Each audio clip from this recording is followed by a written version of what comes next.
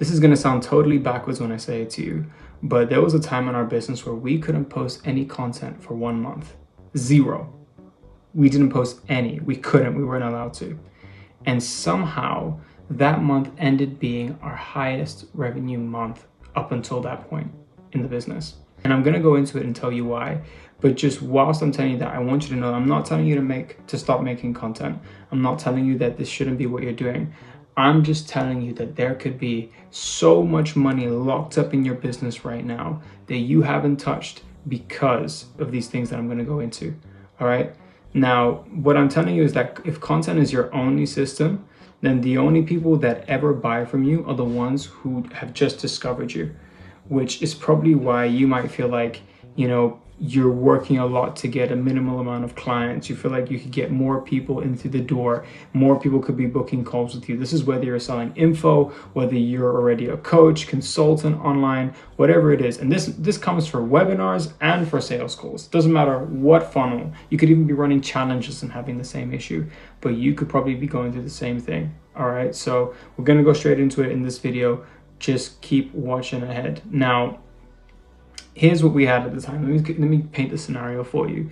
So at the time we were I was running a coaching offer with our founder. And the way the coaching offer works is that we would simply just make content and run that content through a lead magnet, which was an ebook at the time. And then from that lead magnet, we would either just, give people the chance to book a call off the back of that. I didn't really know what I was doing. And then just send emails to people at the time off that.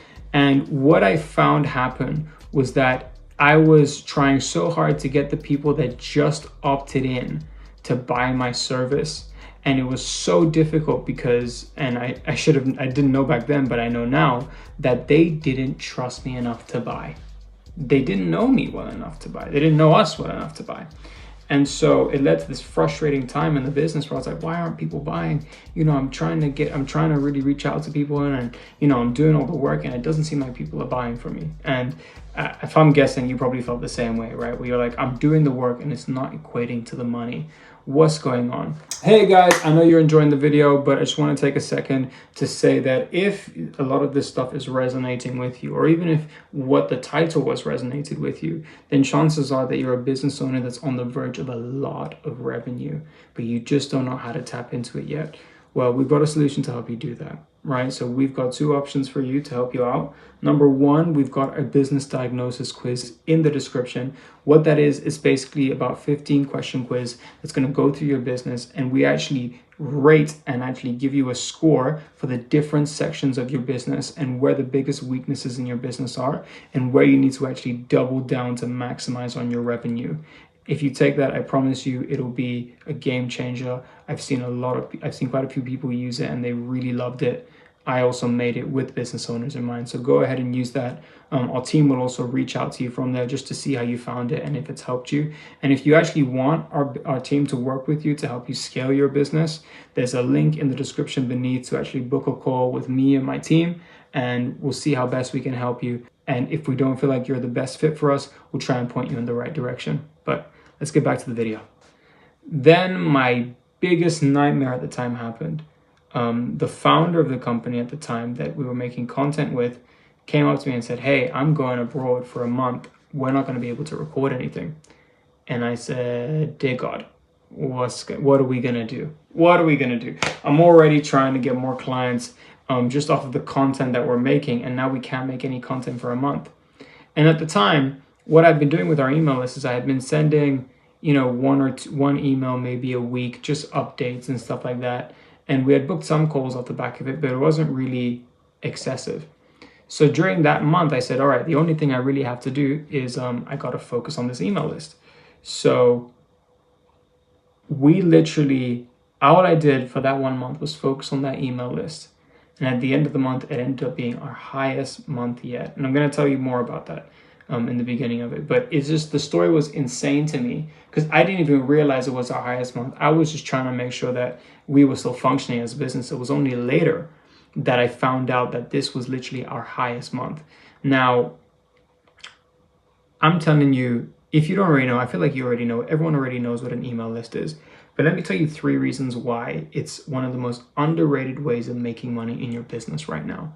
Number 1, people in your emails are warm audience.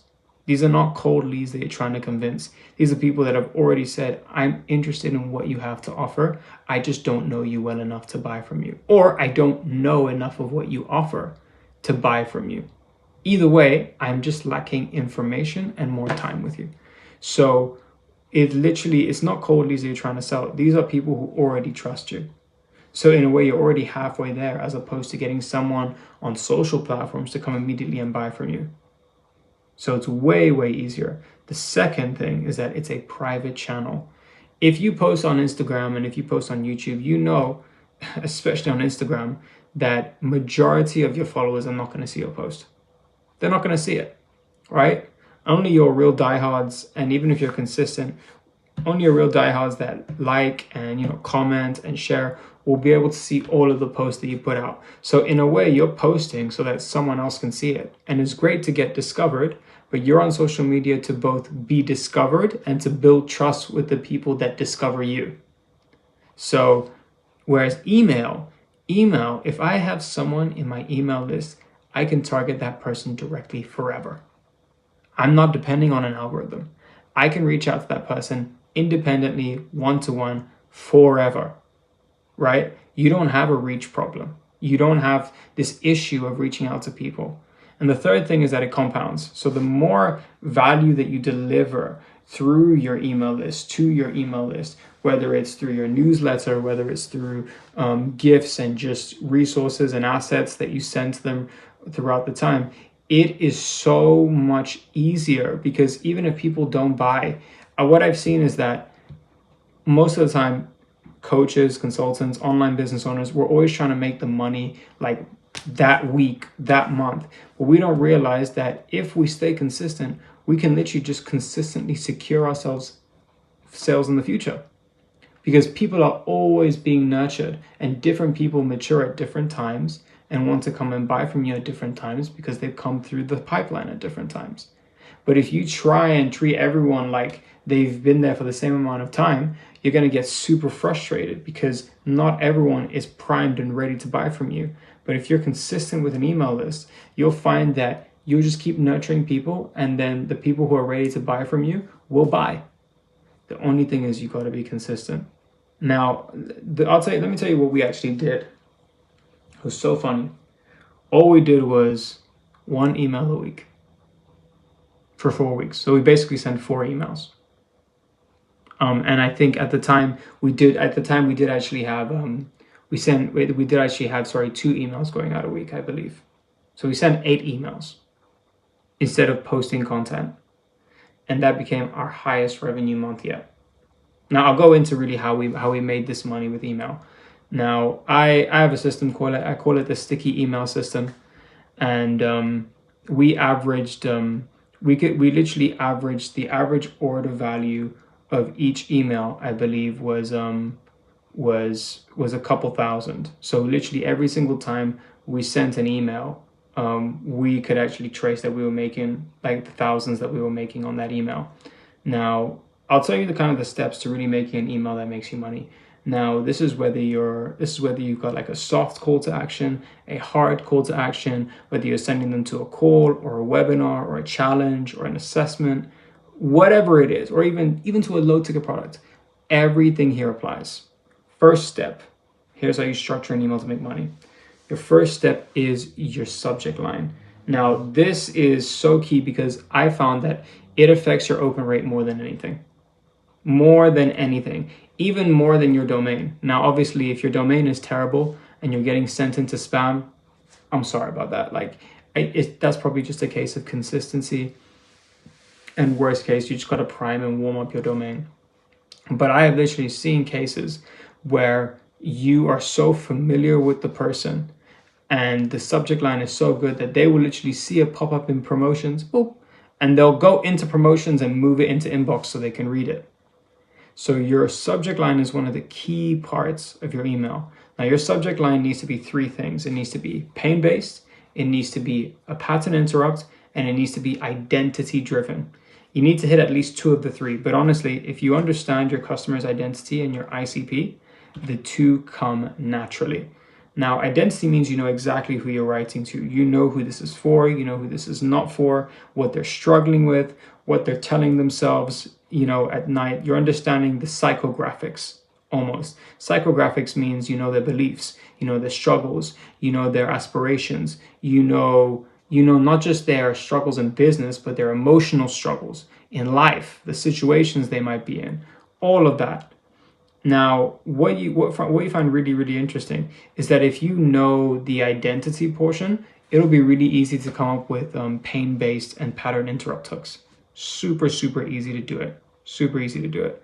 Now, pain-based examples could be things like why you keep making sales calls that go nowhere, or a pattern interrupt could be this just changed. Check it out.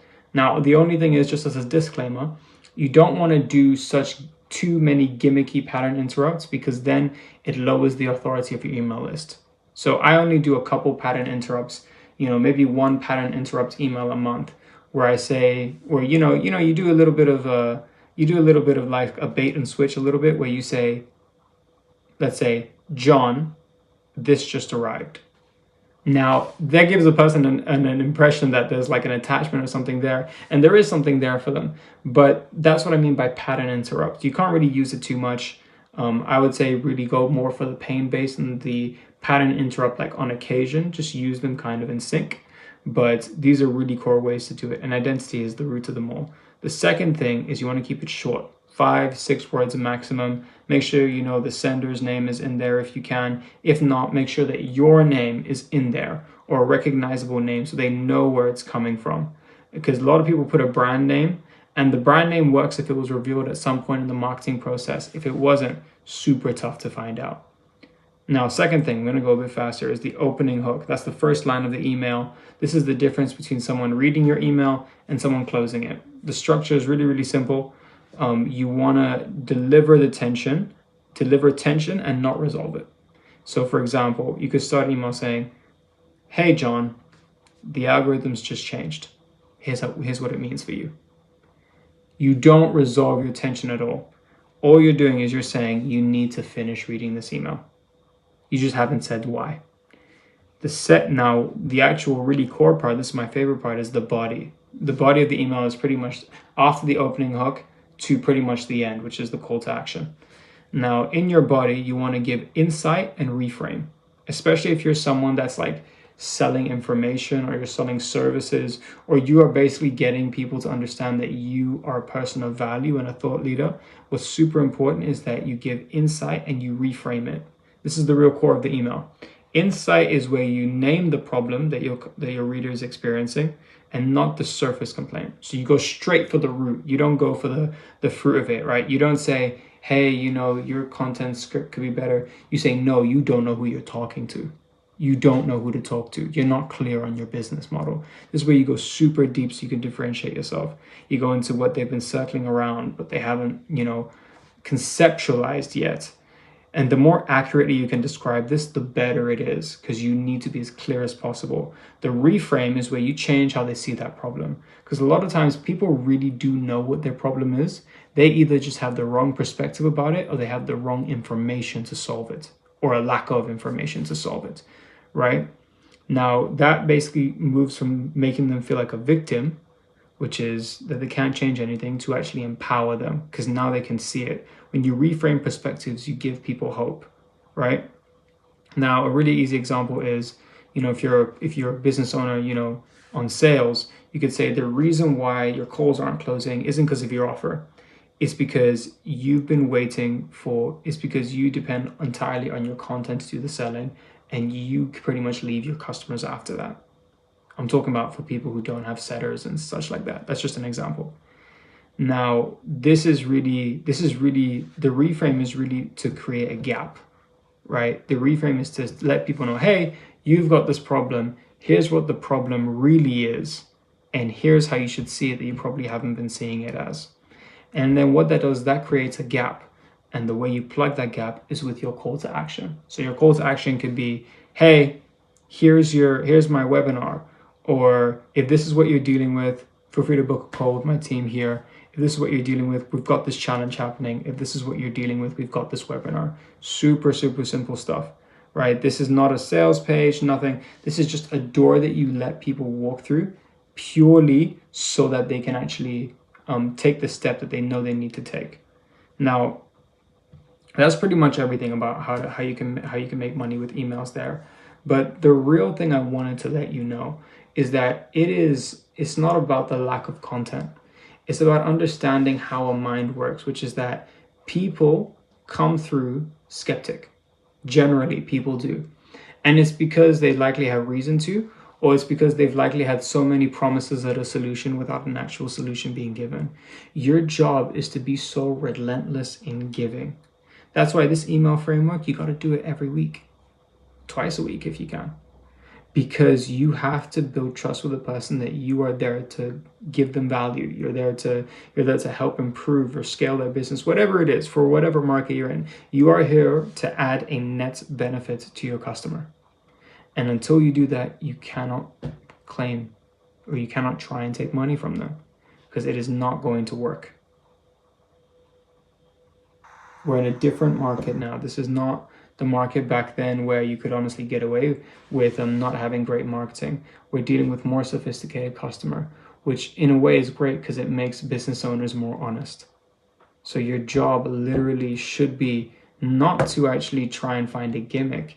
Your job is to actually try and see how you can be as real as possible and as raw as possible. And you'll be surprised how you watch people move towards that. But anyway, that's pretty much the system. If you guys really enjoyed this, like and subscribe. I'm going to be doing more stuff coming out on videos like this for business owners that are online, that are either coaches, consultants, you're an info, or even, you have any sort of service on the internet. We have a lot of stuff that's going to be coming out centered towards this stuff. So yeah, enjoy, and we'll see you on the next video. Click the links beneath if you want any help with your business. See you soon.